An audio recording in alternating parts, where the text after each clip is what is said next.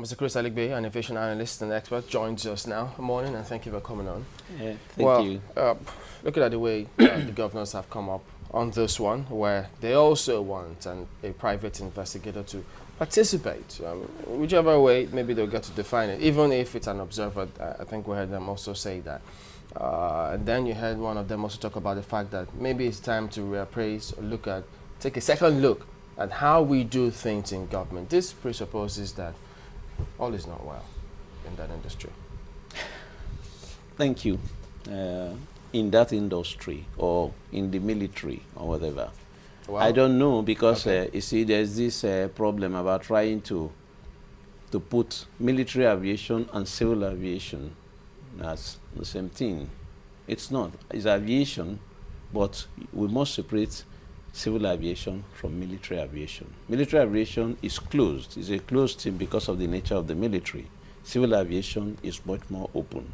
We can say precisely what has happened in civil aviation up to today, before from 2005, 2006, the advances we have made with NCAA, what we have done so far with NAMA, with TRACON, what we have done with all the controls, maybe from the ministry, maybe from NIMET with weather predictions, which is much more reliable today and available. We can say that you cannot say anything about the military. It's a closed institution and it's not open. So we must separate these two things and put them in the dockets where they belong. But having said that, the governors are correct that we need to reappraise how we do things in this country. But it's not just, it is everybody, including they themselves also. Everybody needs to reappraise how we do things. If we start reappraising, first and foremost, the death saddened me so much because of the people lost. But it's not just because of Yakowa, Azazi only. What about the others? We should place a value in human life, whether low or whether high. And I appreciate also that the President has directed this kind of thorough investigation. He's the only person who can do that because he's the commander-in-chief. No other person, not even the Minister of Aviation, not even any other person can give such directives. But having given it, the governors want to support that. It is fine. That is one thing to be done. But all that one is saying is let us not do it only when some certain people are involved. It is a national thing. We should address and be able to look at what has happened and then try and not be presumptive. I mean, we can see that you're not just asking that the president's directive be thoroughly followed. They are also proposing, the participation of a private investigator. We know why their interest has been piqued here. Here they are. One of their colleagues has been lost. He's a civilian in a military aircraft, a very important personality. Do you think that that should also be taken into consideration in addressing this particular military crash? No, it presupposes that the military will not tell you what has happened. That's what is behind it. Even though a civilian is involved? Yeah, even though a civilian, whether a civilian, whether a military man, it presupposes that you will not get the truth from the military. That's the presupposition. It's beneath.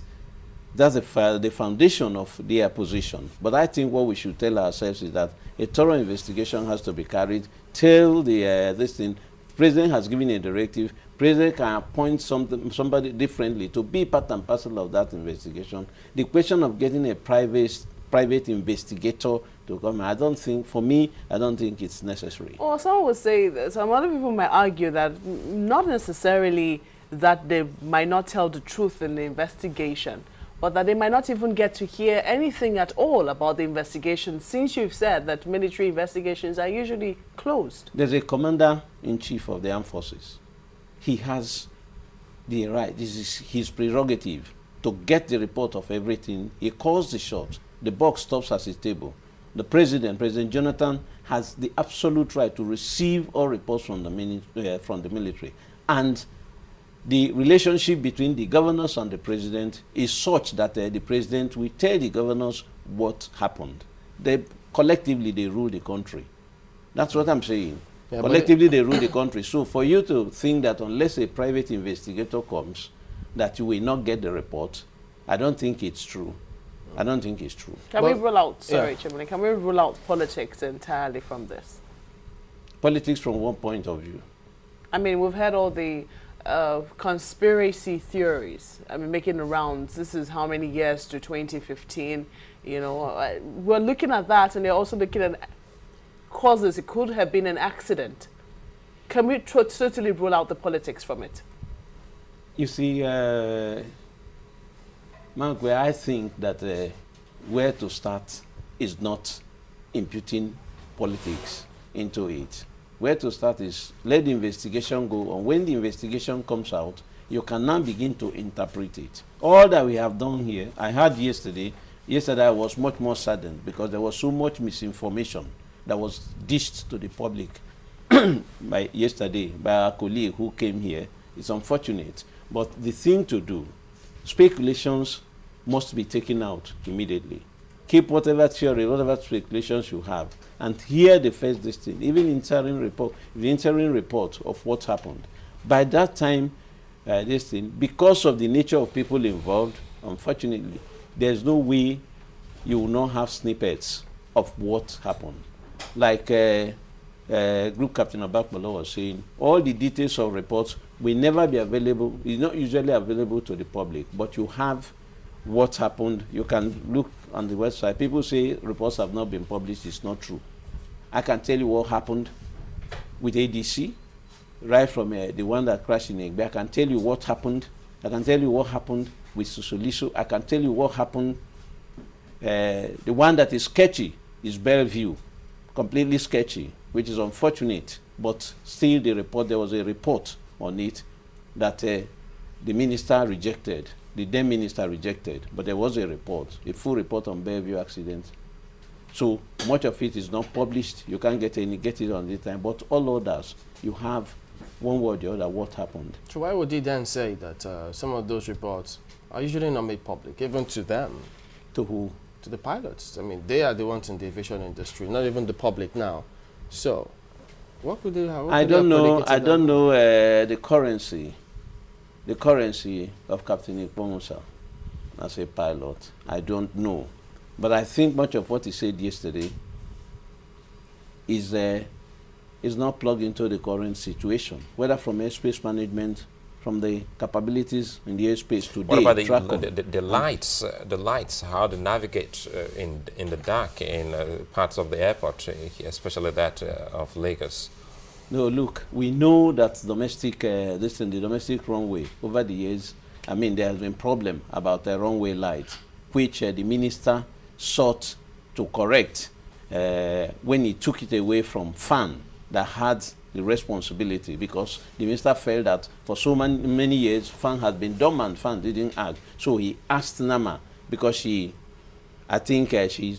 had more confidence in this, let me take this and give to this person to see how it will handle, that will be handled. I think that's it. But actually, it was FAN that had it before the new management. It's not just something about the management of FAN as of today. It's been there over the years. But there's the truth all the same, because it looks like he didn't say anything, because that is very critical to safety. And if truly, while trying to do what the minister was about to do, or is trying to do now, yes, and they had to excavate the lightings on the runway, until this moment it's not been fixed. It is pathetic and not too good for our aviation in terms of safety. Certainly the issue of a runway right on the domestic runway has been a problem for the industry. But also is that those things, if you have to refix them, the wires have been there over time, you have to pull them out and put new wires. You must have to realign everything in order that the lights will not fail again. So that ongoing work, that aspect of the work must be done if you want to get it right. But nobody uses the domestic runway at night. So to say you land when there's no light, it's not true. That's what I'm saying. There are some airports that are just for daily operations. Once it is night, they are closed because of this decayed infrastructure over the years. It's been a period of decadence, which effort is being made to correct, but all of them maybe are not coming at the same time. But the domestic runway is critical for us in Lagos.